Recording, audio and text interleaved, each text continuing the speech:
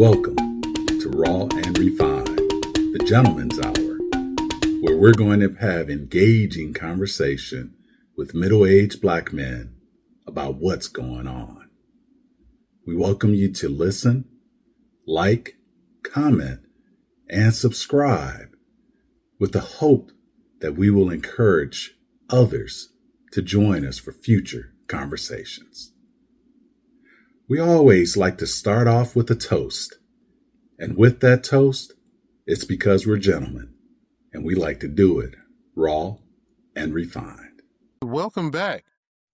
Welcome back to Raw and Refined. So I'm going to start off the beverages for us today. I've got a nice, of course, got my Yeti, John. Yep. I've just got a big Yeti full of ice water. Today has not been the efficient hydration day that I had needed to make it. And so I just got me a big jug of water to sip on while we're having this conversation. Ain't nothing wrong with it, Rich. You know, some good old water is something that our body needs. Refreshing, actually, and quenches the thirst. So, you know what? I'm rocking that right there with you, and I got my Yeti to go with you. My man, my man. Got your Chicago Bears Got my Yeti. Chicago That's Bears dope. Yeti. I should have got my Yeti, but I just got me some LaCroix. Okay. That's it. The That's all right. orange. The orange flavor. Uh-oh. Got the It's a little- crisp. Right. Right. Got the Freshly crisp cracked right opening. there. Now I need a streaming bead just coming down the can. Right. Okay. Say for those listening and not watching, couldn't see him crack the can right there. Right. Good deal. All right, brothers, we're gonna get into this thing this moment. Yeah. And we thought we'd come with something interesting, a little different for us, but we're gonna work through this as it's got some history and some history that'll bring us all the way up to the present. So what we're talking about today is from Bruce Lee to T'Challa, martial arts, masculinity, and myths from Grasshopper to Grandmaster. So we're going to have a little fun with this one today as well, but we've got some focus that we want to bring in throughout the conversation. So we hope you enjoy this episode of Raw and Refined, the Gentleman's Hour. And we're going to start off. I think the fellas decided they're going to let me have a little something this time and let me explore a little bit of my martial arts background. So for those that don't know, I trained and studied martial arts, specifically Shaolin Southern Kung Fu, and a system called Emperor's Long Fist and a Five Family Fist. There's Rich. I can see him. He's back to Karate Kid days there, and No. been doing it for over 20 years. Been able to achieve a ranking of Sifu, which is a teacher, and 6th-degree Black Sash in the discipline as well, and I love it. And we'll talk a little bit more about all of that as well. But it all started somewhere. We got to talking, and I said, well, one of the things was back in the day, early 70s, going to go see Kung Fu movies. And typically, it was all fellas in the movie theater, right? I mean, there was rarely a mix of women and men up in the Kung Fu movie theater. We had a spot, and I don't know if any of y'all can remember, but there was a theater that would consistently show Kung Fu movies downtown in Chicago. Yeah, the McVickers. That's it. That's it right there. And when that first got introduced, it was just phenomenal to see what they went through in the movies. And pretty much, and I guess you all could probably say something to this too, they all in essence about the same. They have a premise to it. There's a development. Somebody got wrong, they got to avenge, but they need to train because somebody is better than them. And then they finally develop a skill and mastery of it to where they can go and avenge, whatever happened to their family primarily as well. So, but it still drew you in. And then from there, we started to get black belt theater and kung fu theater on Saturdays, where they had a show or two that they would show, and we'd be around the TV looking at what that was as well. And of course, it has evolved throughout 50 years, man. That's about 50 years, really, of that. And just a little history, and then we can keep going. The first release into the United States of a kung fu movie was called The Five Fingers of Death. Mm-hmm. Some may know the original being King Boxer. And the interesting part about that is that they didn't think King Boxer as a title was going to get enough people wanting to see what it was about, because the Western thought process of boxing is not the same thought process Mm-hmm. of Eastern civilization and things. So that's why they changed the name to Five Fingers of Death. And he was the one who kind of introduced the death blow and things of that nature as well. So just a little background on things there. But it was Bruce Lee who actually popularized Kung Fu in the Western civilization. And I am thankful for him because he was determined to really bring that culture here to the States. So just a little background history on all of that. So I got a Now, question. I go got a ahead. question before you jump into all kinds of things. You said, and I saw on a Facebook post, I believe it was, where you were going to be talking about health and martial arts.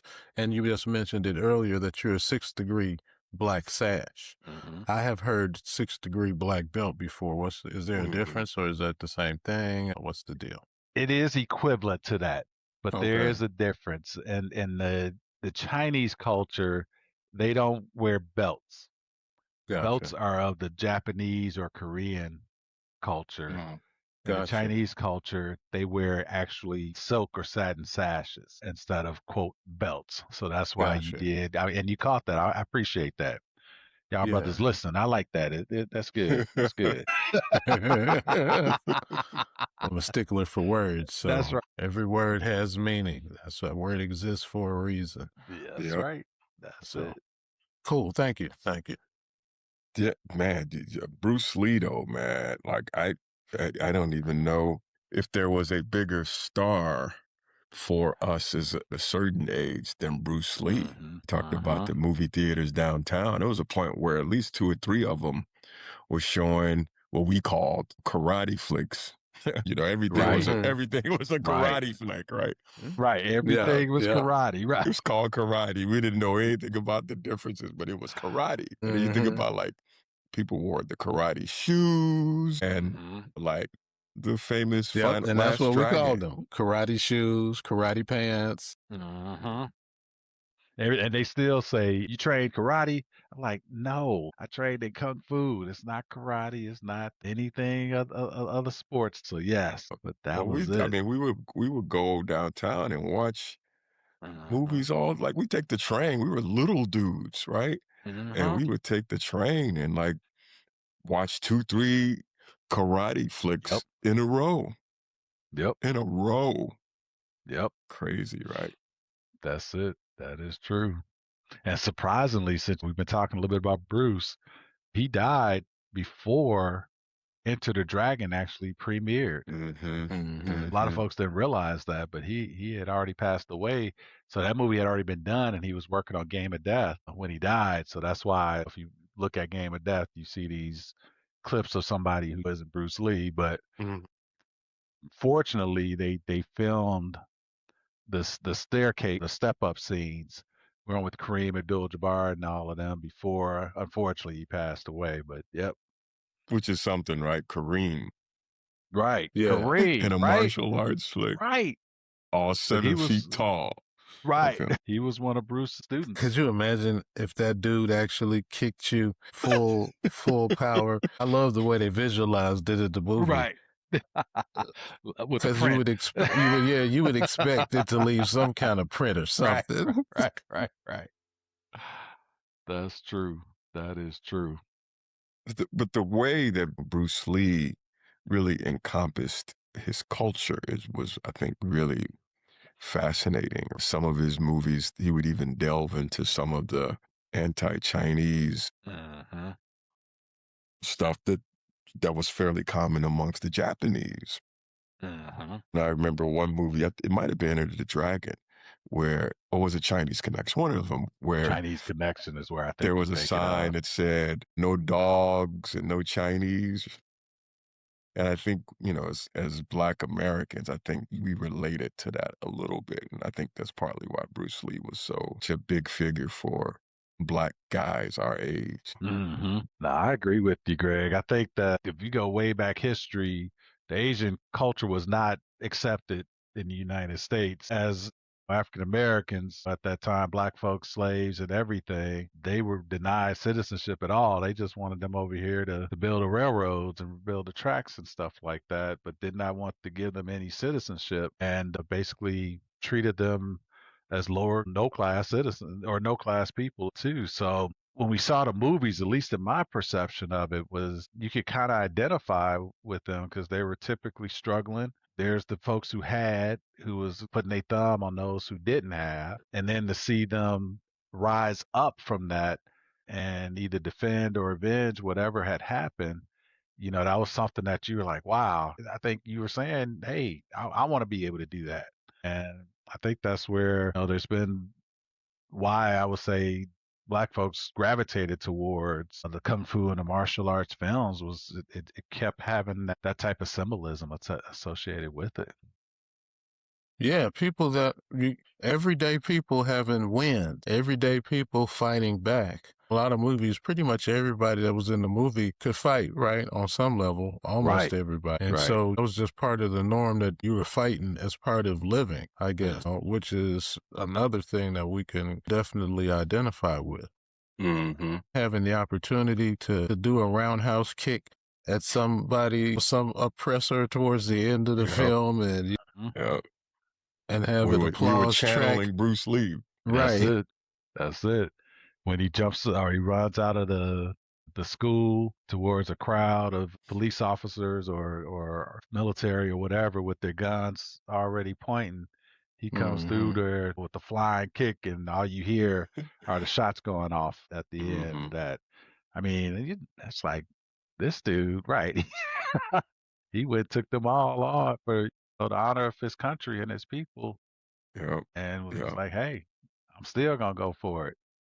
Yeah.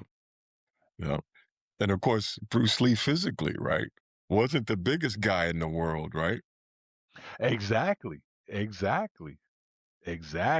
he'd take on a room of 100 people and take them all out. What? Yeah.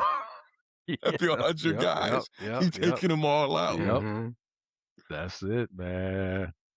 So the little folks, right, if kids and everything, you come out of there, you feel like oh, I could do something. I'm like, what?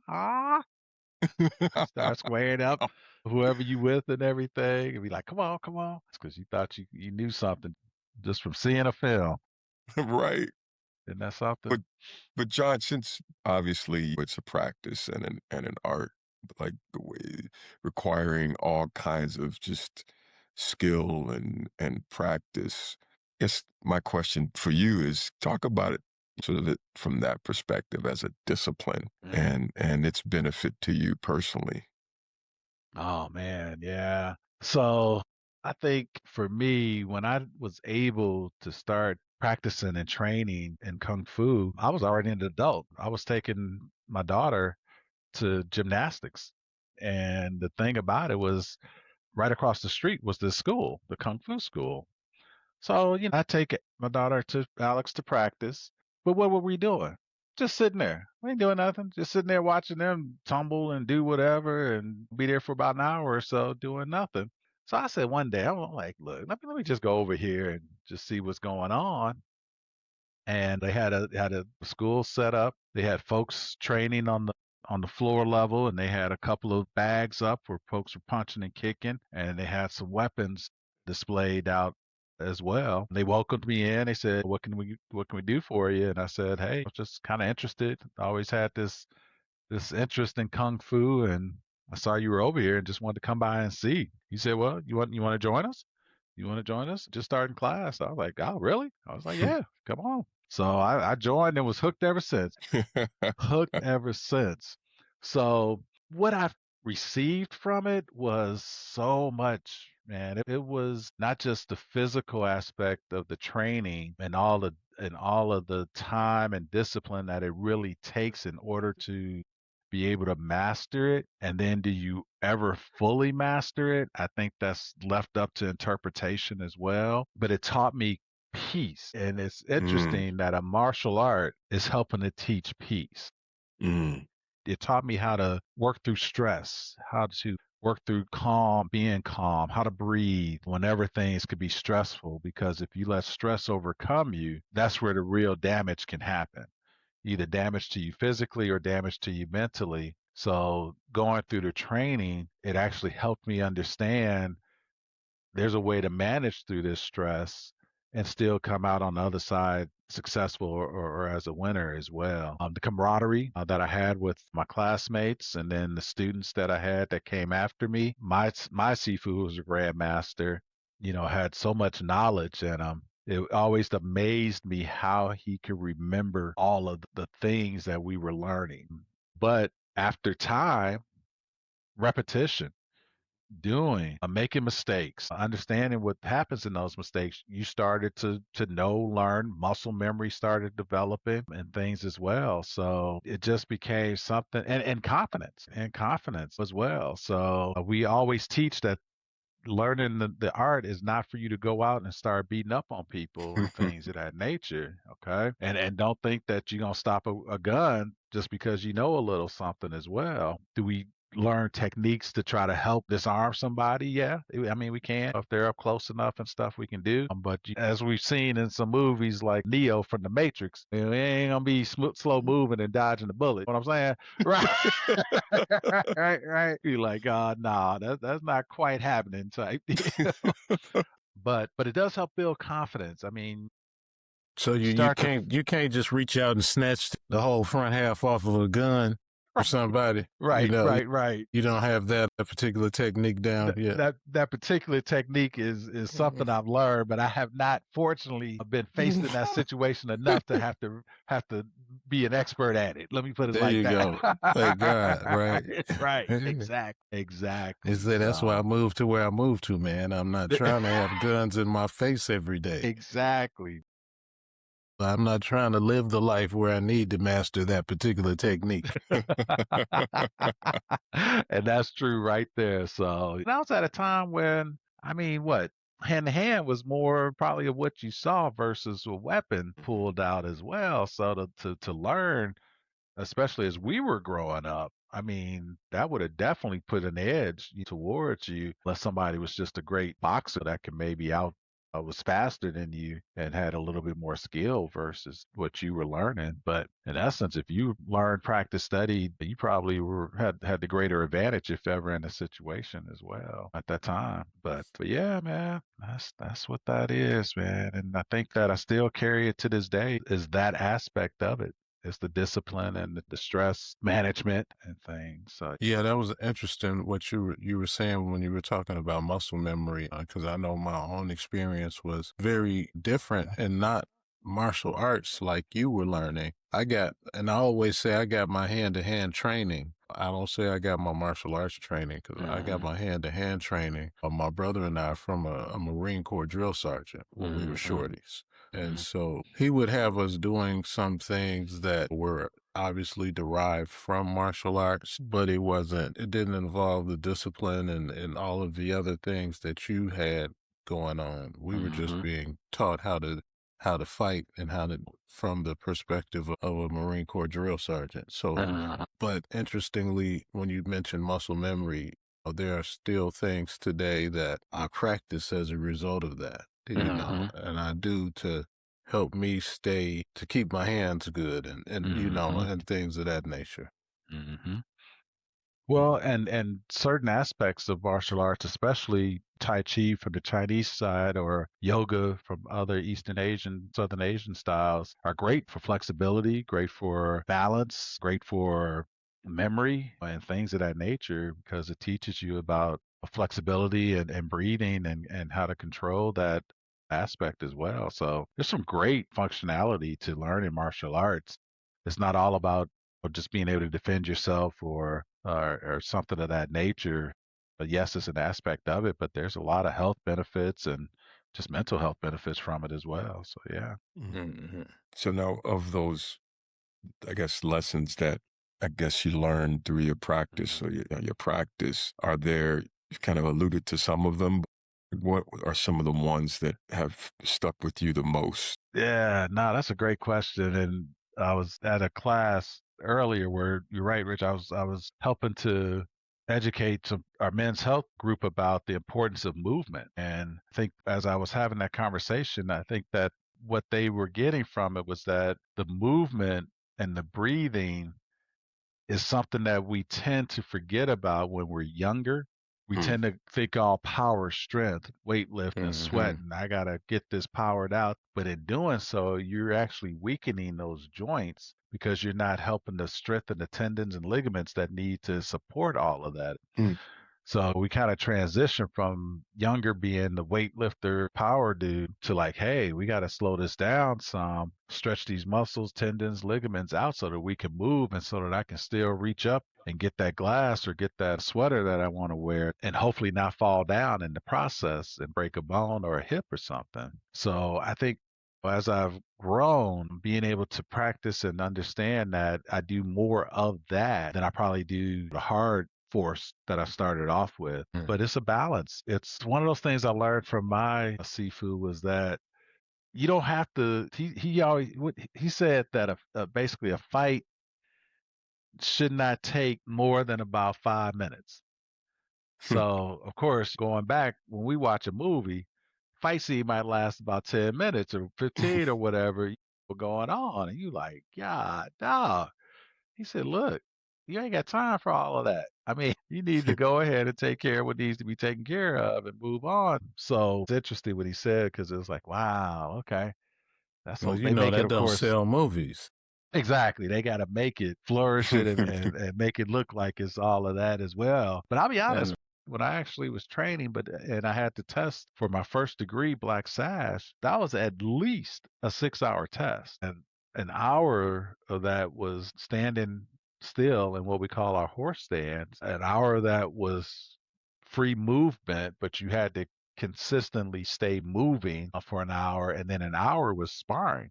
You had to spar for a solid hour. So that means you didn't get to take a break and just sit down and be like, oh, no. The next team, group, person, whatever was coming at you, and you had to be ready to defend yourself for that. And then the rest of it was the forms and the drills and the weapons and all the other stuff as well. But it was at least 6 hours, man. It was like that was the hardest thing I'd ever done was to get I'd that. But imagine. I was proud. I did it. That's the thing about it as well. So that's dope. it's yeah, but it's funny to see some of the movies and the how they do their things and the choreography, man. Some of that is just phenomenal as well.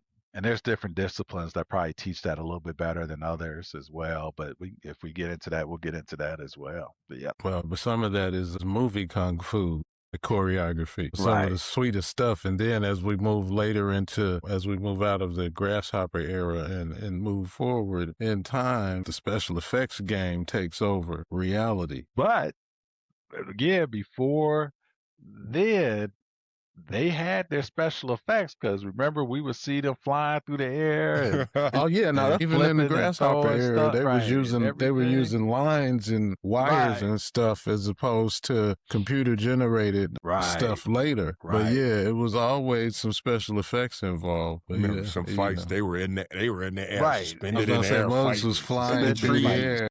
Right, exactly. Jumping from a limb that's as thin as my finger and doing, man. But it was spectacular. You're like, wow, get out of here, Yeah. get out of here. That's Yeah. amazing. Of course, going back to those old movies, Bruce Lee, of course, being the Mr. Everything, but it was also cool, and it was particularly cool for me to have a brother named Jim Kelly. Yes, brother.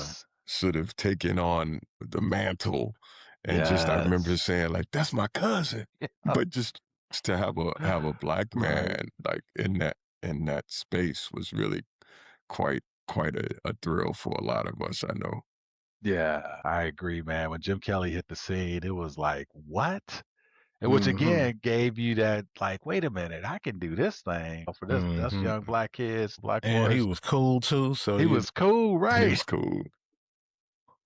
And the girls liked him. Right, right, mm-hmm. right, right, right.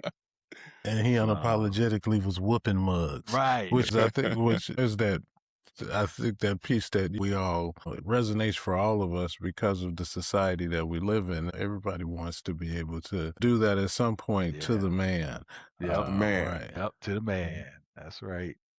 I That's remember right. this movie, it wasn't really a martial arts movie, but one of my favorite ones was with Jim Kelly doing crazy. It was Three the Hard Way. Three the Hard Way. Mm-hmm. That was a Fred great Williamson. classic. Yep. Fred Hammer. Yep. And that was just like, that was a super class, but that demonstrated the crossover effect that the martial arts films was having. So Yep. Jim Kelly was a straight up star at that point. So he could jump over to something else, to action, other kind of action besides just martial arts action. But yeah, that was a good call there. That was a good one. well, and that's funny, that theme, as you said, is like going after the man, right? Yep. Or like, that was in so many of them, but that's what's interesting for me. My all-time favorite didn't really quite follow that. On some levels it did. There's always the man that's evil on some levels but it was Five Deadly Venoms. Yeah. And so for me, the focus on the different styles. style. Yeah. Right. My favorite dude was the Toad though. Yeah. Weak spot? I don't have a weak spot. Well, Right. yeah, you do. Turns out you do. You ain't even know about it. But yeah, that one was my overall favorite. I thought interesting as I was looking at the notes, we talked about Bruce Lee philosophy, Jim Kelly, presence and representation, and then Five Deadly Venoms was about strategy. Ultimately, it came out to be the one cat that was successful was the one who mastered all the styles. Right. Right. Had to keep one. They had to keep one in order to, just in case, just in case something happened with the others. He needed one that knew enough of the other styles to be able to help in that instance and things. So yeah, that was he was the ultimate check and balance. Right. You think about it like that, because any one of these others could go off the rails. Go rogue, yep. And so to your point, this one here, he's adaptable enough to address it no matter which one, if one goes astray. Right. Yeah, but that was my favorite flick. But it was one of those Saturday morning joints when they took over TV, the classics. And I remember the first time I saw that one, I was like, oh my God. Right. It changed my perspective. And then I didn't see it for like decades. Climbing a wall. Yeah. Then I couldn't see it for like decades. And then finally it resurfaced. A lot of those classics. Mine, from a training standpoint, that I felt was pretty realistic was the 36 Chamber with Gordon Liu. Man, so when you're training and then you see that movie, you're like, wow, okay. And you are, in some instances, depending on the school you're in, and that you may do something at least similar to that training that you see in there as well. So that's what just kind of validated what you were going through and everything as well. Yeah. But that was, for me, when you look at the actual training aspect of it, the 36 Chamber would have been the one for that one. Yeah, that was the dope flick. So yeah. Some of those, they gave you a little of that. They gave you that insight into what life might have been like 100 years ago. Right. In Asia. Right. Well, one of the other really sort of crossover type movies was The Last Dragon. Again, another example of sort of a merger between Black urban culture and martial arts, right? Yes. That movie was like everything back then, Last Dragon. And I guess he had taken on a whole persona, but it's just a fascinating movie. I think I saw it not too long ago, in the last year or so. And it was just fascinating to watch, to like look back at it. I'm gonna have to do that again. I haven't seen it in decades. I'm gonna have to check that out. Yeah. But Don't it forget kind of Show Enough. represented the Show Enough. Hollywoodification of martial arts to me. It had kind of a pop culture kind of feeling to it. You had Vanity in there. Yeah. Which is like, what? Well, that made me go see it more than once back in the day. just for that reason alone. Exactly. Definitely. Leroy, exactly. Can we come up with a more stereotypical name? Right. Oh my goodness. Hilarious. It's a classic man. Hollywood, right? Right. See, we're gonna call him Leroy Green. Leroy Green, the last dragon. That's a strong Show enough. Yeah. Show enough. It's the interesting thing. And then, of course, you move years later, and then its impact on music and like. Well, the 36 Chambers. And then Wu-Tang Clan just took it to a whole nother level. Congratulations on their induction, right? World Music, Rock and Roll Hall of Fame. But it's they about have time. one of the most well-known images in like music and pop culture. It's like they are like massive, all by taking again sort of that the imagery and stuff that we all sort of grew up as little kids and made it global. It's really a fascinating story. Yeah, the way they wove it into everything, the full immersion technique, basically. But again, they immersed us and themselves in that culture, but they did it completely from the hood. Yes. But why it worked was because of the parallel, like you said. And so many of these movies, especially the ones we grew up on, they were all set in the hood. Right. The hood just looked a little different. Right. It was a Chinese hood or Japanese hood versus an American ghetto, right? And so there was that, all of those same things. And they were depicting typically, like I said, a time period where maybe only the wealthy had electricity. Right. In most of those films. Right. So it was a very, and they're just like was common in a lot of movies of that time. They were very much set driven, right? It wasn't, we've got in America, we would have had a Western, which the backdrop was some kind of little desert town propped up out of nowhere. It was pretty much the same kind of little towns, but they just had Asian decor out in the middle of nowhere. Exactly. But it worked. That's true. It worked because it was worked relatable. Like a charm. Again, because it was all the other things that were going on, the same kind of struggles, the same kind of challenges, all of those things that made it completely relatable. And there was fight, which always kind of works in our favor in terms of, let's be honest, young male enjoyment, right? Yep. Hormones going crazy. Right. I still like a good action film today. Yep.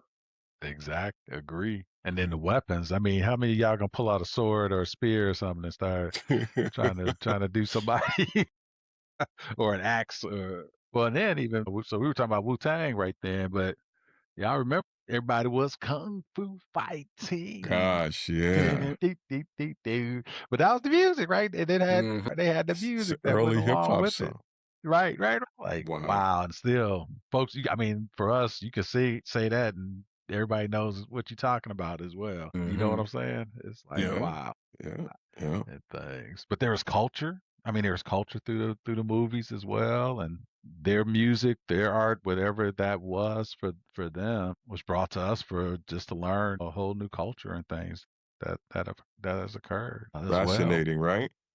And created another culture along the way. When you think about the global reach of the Wu and the impact that they've had across generations again, because, sometimes we forget until we encounter 20-something-year-olds that we're not 20-something-year-olds, right? When the 20-something-year-old gets excited from seeing me in my Wu-Tang hoodie, right, and they're looking at the Wu from a totally different perspective than we were. I was there when the 36 Chambers dropped, and I was losing my mind back in, that's what, 89, 90, somewhere right around there. Well, But 92, 93. 92, 90, yeah, right, early 90s. But so this guy was like, that's a really dope hoodie. Well, you know what's But yeah, funny about them? That they could have been accused of appropriating culture, but I don't think anybody ever. I don't know that they've ever actually been accused of that, which is a whole other and that's thing. because I think they did a really good job, number one, of celebrating someone else's culture as opposed to trying to. Appropriation is when you take it without permission, right? Mm-hmm. And I think they celebrated it and shared it more so than tried to like pass it off like it was something they It was came like it was up with. their own. And then in true hip hop fashion, they sampled it and created their own uniqueness within that. And that's the beauty of hip hop, that sample piece that allowed that. And they had to come up with a new set of rules for sampling because historically, right, copyright, trademark, you're allowed to take something that's already existing and turn it into something else, right? You can take something that's copyrighted and transform it. That there are exceptions for that historically in the law, but they had to come up with something different for sampling because they realized this was so dope it could make so much money. But but what the RZA was doing, there was clear elements from a lot of these different movies and sounds and soundtracks, but the incredible artistry that he was using to weave them into something else. You can't get mad and say that he did something wrong with this, because if I took this small element from this movie over here and three other elements from these others in there, and I put them together into this song, that one little element by itself doesn't even sound like the song that it was originally part of. So why are you tripping? Just the level of skill of some of the crazy stuff that he was doing. But it's still so rooted in the fundamentals of some of those old Chinese sounds. Because, I mean, he just go straight strings on something. And you're like, wow. It was really complex and then really simple in other places. And so I would say more than anything, he was an homage to that style than appropriation. I think we see examples of cultural appropriation every day. Greg, you and I have had these conversations for years. You've always telling me, I'll quit tripping. And I'm like, no, that's another example. That's another example. You need to calm down. But there are clear examples. I honestly don't think this is one, though. And to give RZA his credit, I mean, I didn't know this till recently that he actually wrote the score for Kill Bill 1 and 2. So got a new movie coming out too. He's got a second one coming out. I think. Don't forget, he did The Man with the Iron Fist. As well. So I think there's a second part finally coming out or something. Is from what I heard. But Okay. And then we went. No. Take that back. He did 2. The new one is called One Spoon of Chocolate. So another martial arts thriller. Okay. That he's coming out with. Cool. One Spoon of Chocolate. Okay, I'm gonna have to check that out. I think I saw the trailer for it the other day. Looks very good. He's upped his game. And, I saw that, yeah. And Quentin Tarantino is actually, I guess, producing it. Of all people, who also, by the way, incorporated martial arts and Kill Bill and some of these other movies that he did. Again, expanding the range of exposure to people of Asian culture, martial arts, and so forth. And in some cases, we'll say Asian influenced culture, because in some of these instances, because I would say Kill Bill is very much American.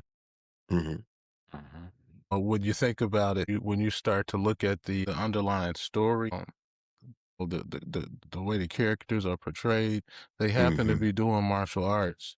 But it's a very American context to the just level of ignorant violence and etc. Far more violent.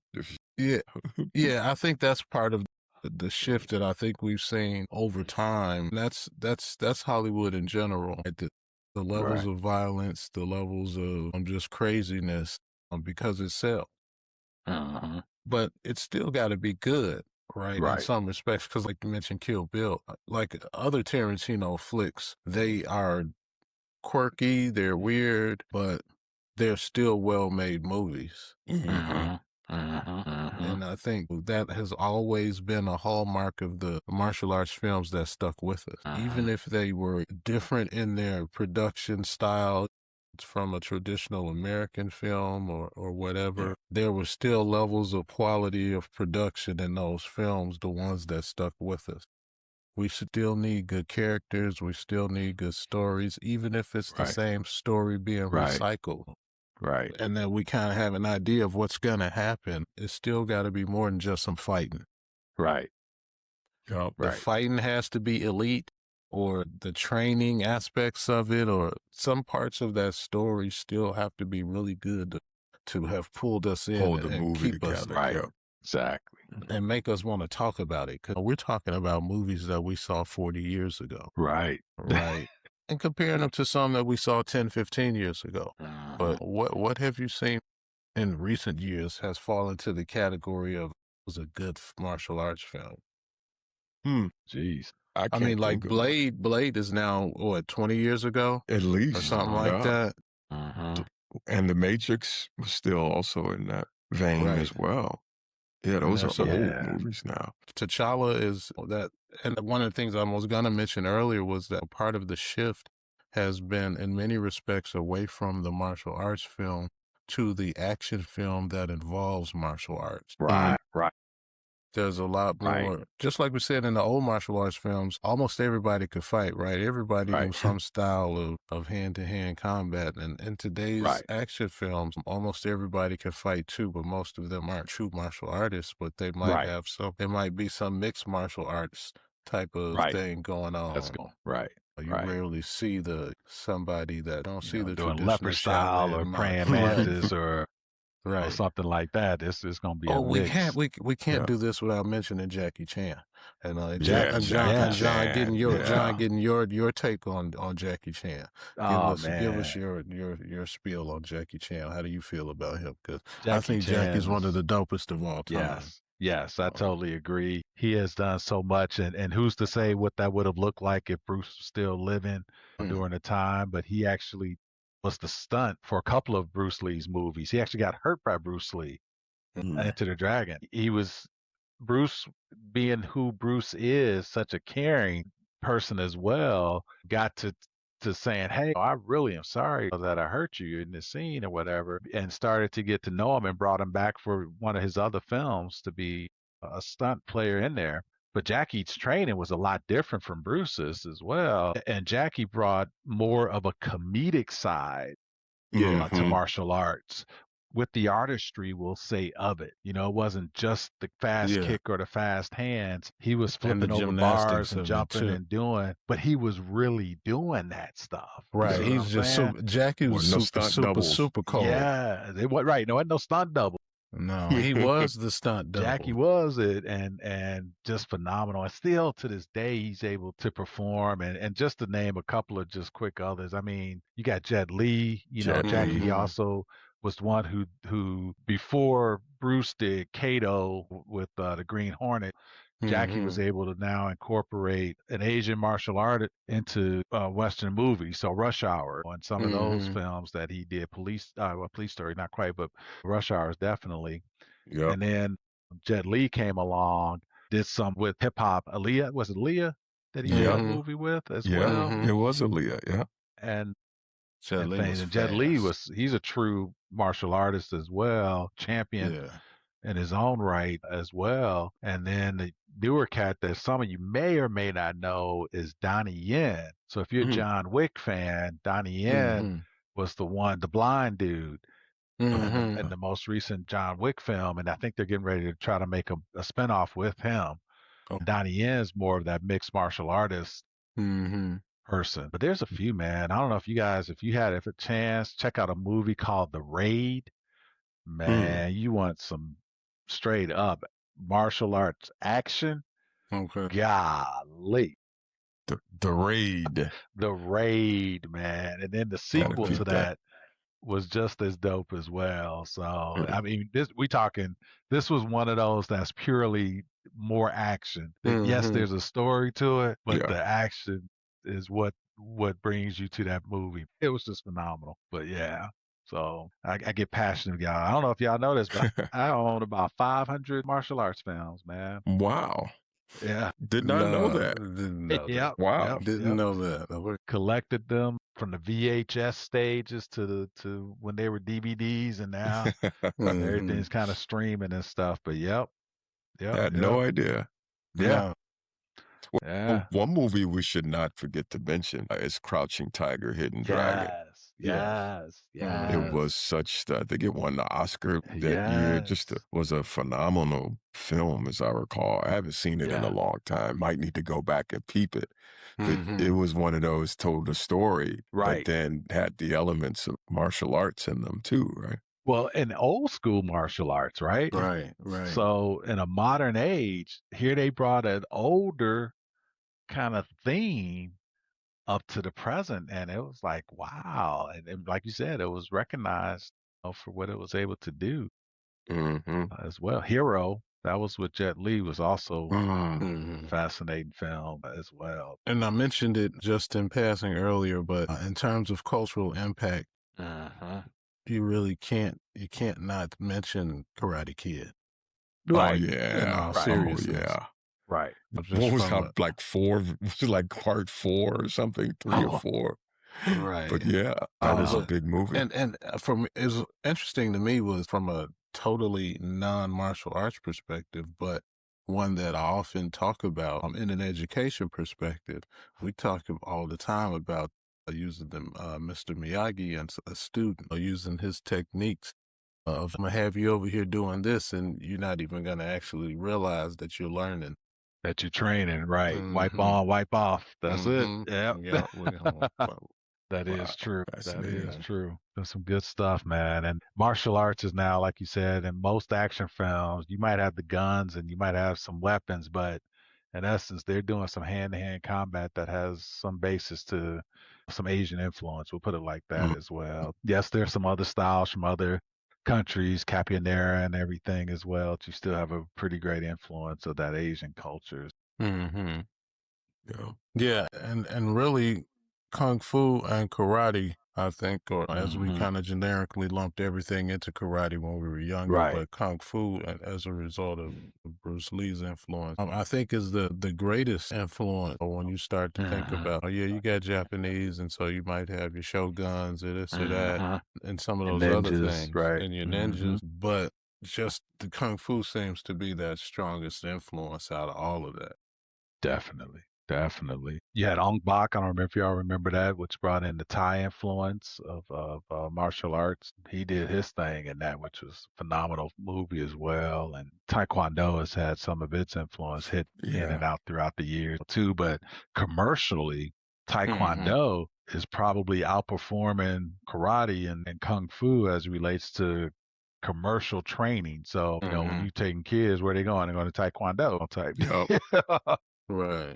For their classes. But it's interesting because of what we just said. A lot of influence that we've seen has really been more of the Kung Fu aspect, but yet why this? And now I'm gonna give my theory on that is that Kung Fu, it is a discipline that the old teachers, the Sifus, Grandmasters, they teach sparingly, if I can say that. And this is where Bruce Lee got into some trouble when he first came over because he wanted to teach to others that weren't Asian.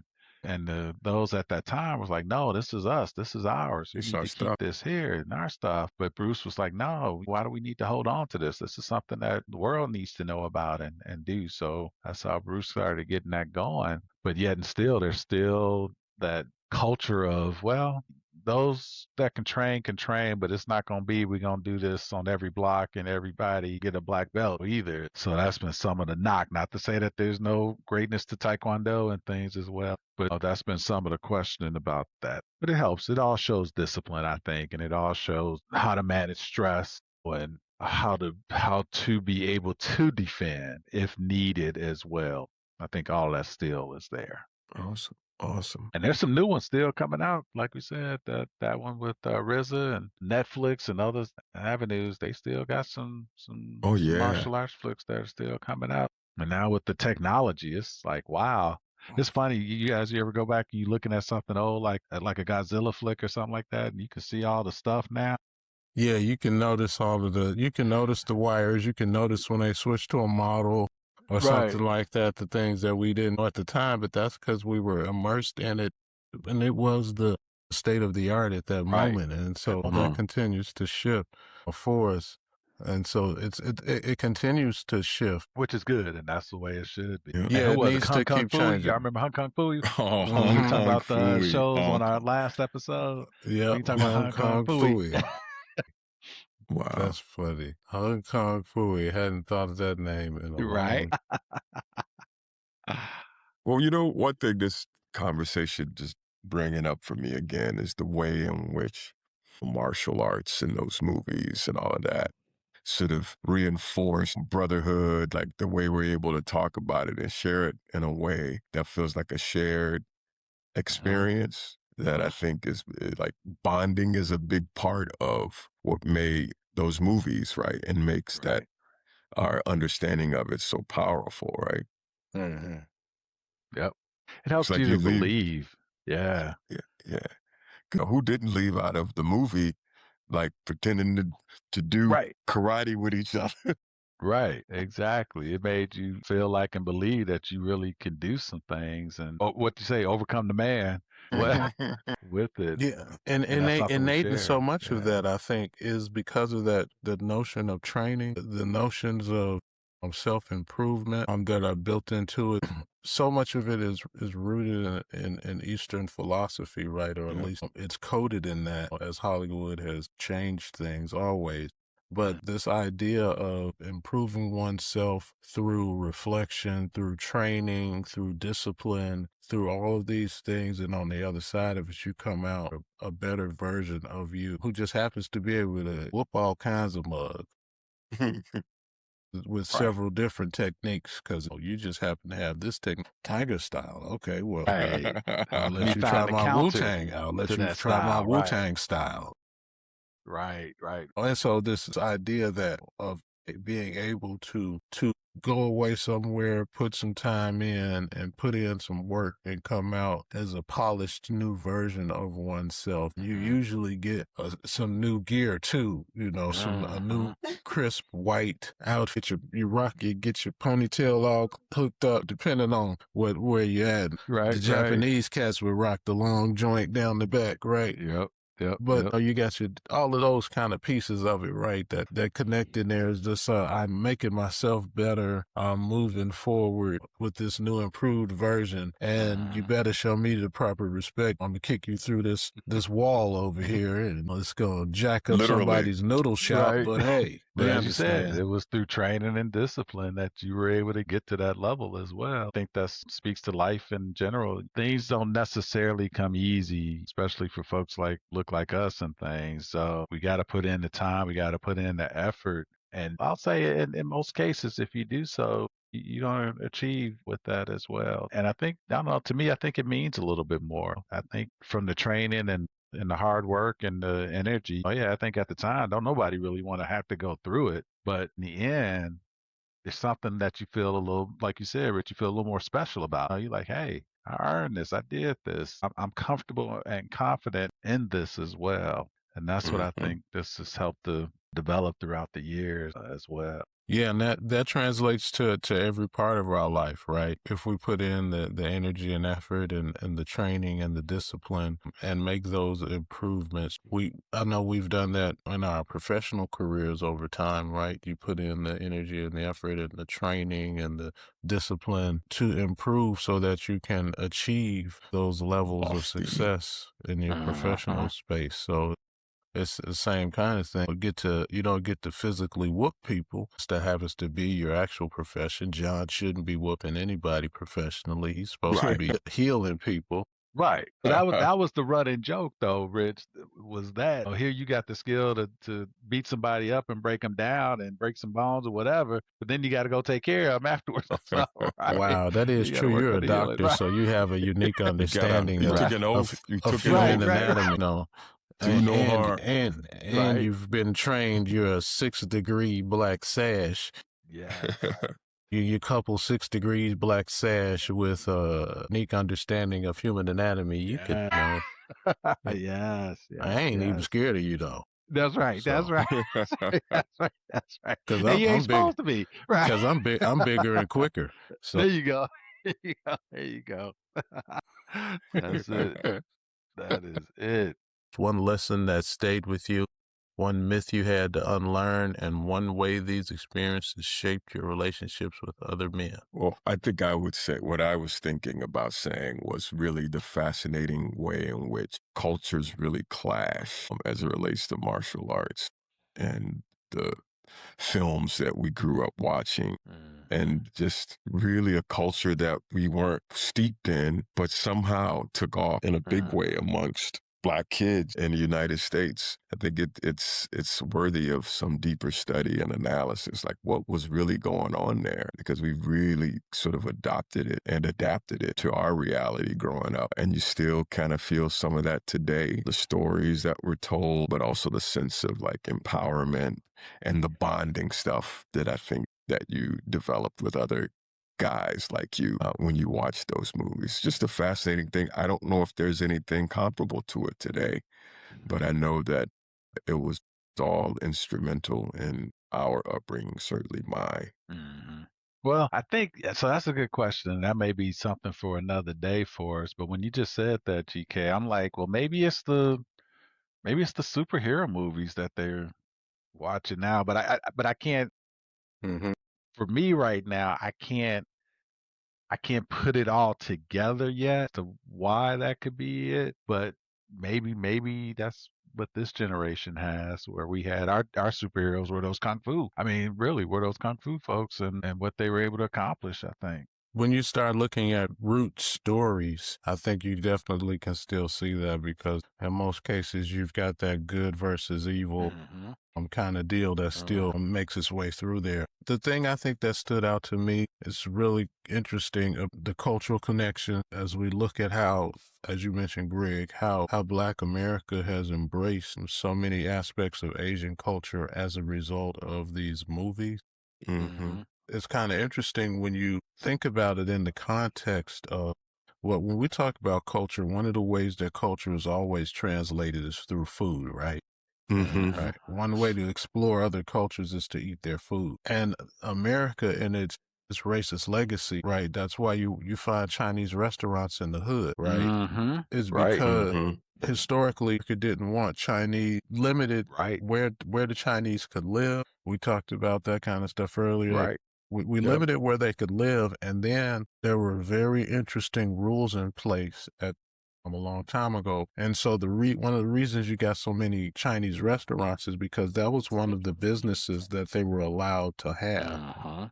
And it was one of the businesses, in order to there were some of the immigration rules that were in place, limited how Chinese people could come over here. And you could bring them Exclusion over Act here. in particular. Right. The Exclusion Act. So they could come over if they were coming over to work in a business. And so, but you could bring like family members over to work in a business. And so one of those acceptable businesses were restaurants. But they were only allowed to do them in certain neighborhoods, and they couldn't get loans for them, but they were allowed to put them in the hood. And so there's always been a whole bunch of Chinese restaurants in the hood because that was just where they would let them put them at the time. And so that was for most of us, that's our initial introduction to Asian culture is through Asian food. And quite often it was hood shops. GK had an interesting experience with us growing up in Maywood, because I never thought of Maywood as the hood, but that was still a ghetto fabulous Asian restaurant type of deal. Right. It was. They're from Thailand, but still. Yeah, they were from Thailand, but it was Chinese food as far as I was concerned. Absolutely. As we knew. Right. Growing up. But just looking at that for a moment, just thinking about this, we were first introduced to the culture through the food and some of those aspects. And so I'm, depending on the restaurant you're going to, you're hearing other languages being spoke. You don't know what they're saying, and somebody's voice or we can all read inflection, right? And tone. So you could tell when somebody in the back screwed up, whether what they said or not. Right. But that was our first introduction to the culture. And then I think as the movies took over. But just an interesting kind of side thought popped into my head about how America has kind of pushed us together in some respects, but in other respects, we see throughout American history that America teaches everybody to treat us poorly.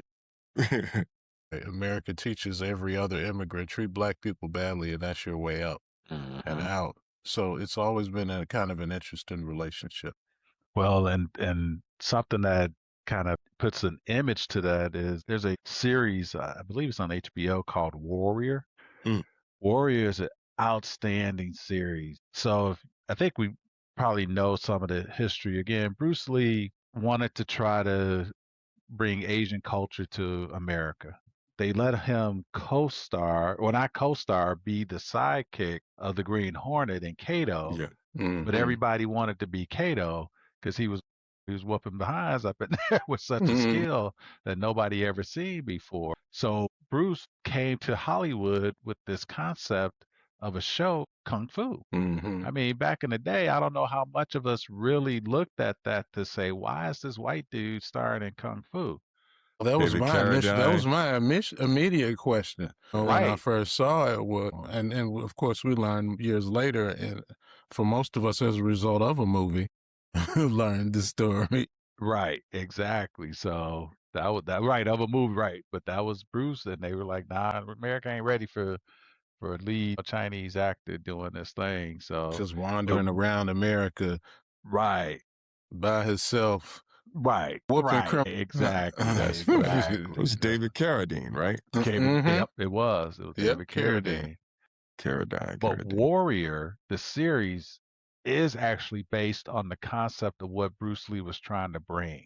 Okay. And the actors, the action is amazing. But what it also lets us know about is history. And again, how Asians were depicted in our U.S. history, but also how the Irish were depicted in U.S. history. They didn't like them either. Yeah, I mean, They didn't like every the Irish immigrant group folks. that came along had to go through their thing Right. before they That got wasn't English, accepted. right? Right. So yeah, so if you Yeah. want, that would be a great series to look at as To look for Warrior. that. Okay.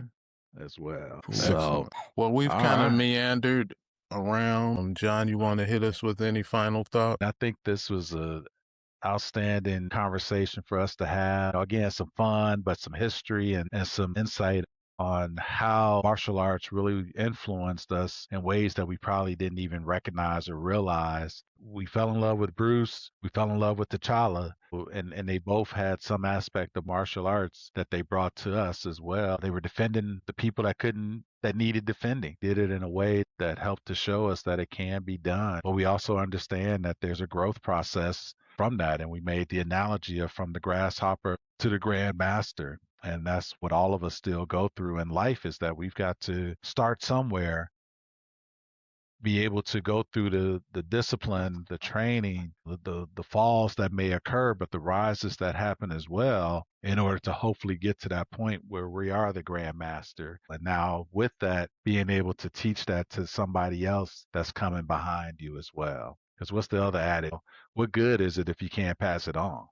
You see what I'm saying? You know, you holding on to stuff, all that is going to die with you. What good was that really? So to be able to take that and take what you've learned and be able to pass that on to others is something that I hope we receive from this as well. And another example would be RZA, how we talked about him and how he's learned and love of the martial arts and martial arts movies, that he himself had a hit album off of that as well. Now Hall of Famers, again, we say congratulations to the Wu and all that they've done, but then with what, hey, there you go. And then with all that they've done and what RZA's still doing, even to this day, just shows the influence that that's had on our culture as well. So we just wanted to acknowledge that and just say, hey, we appreciate it. And I think to know how that has established a bond between us and probably some of our audience members out there as well. Well, this is something to reflect on and to share as well. So this is a part of the brotherhood that I think we've been able to show to you all today. And we hopefully you had a great time with us today at Raw and Refined, the Gentleman's Hour. Peace. Like, share, comment, subscribe. Catch you All the next above. time. All the above.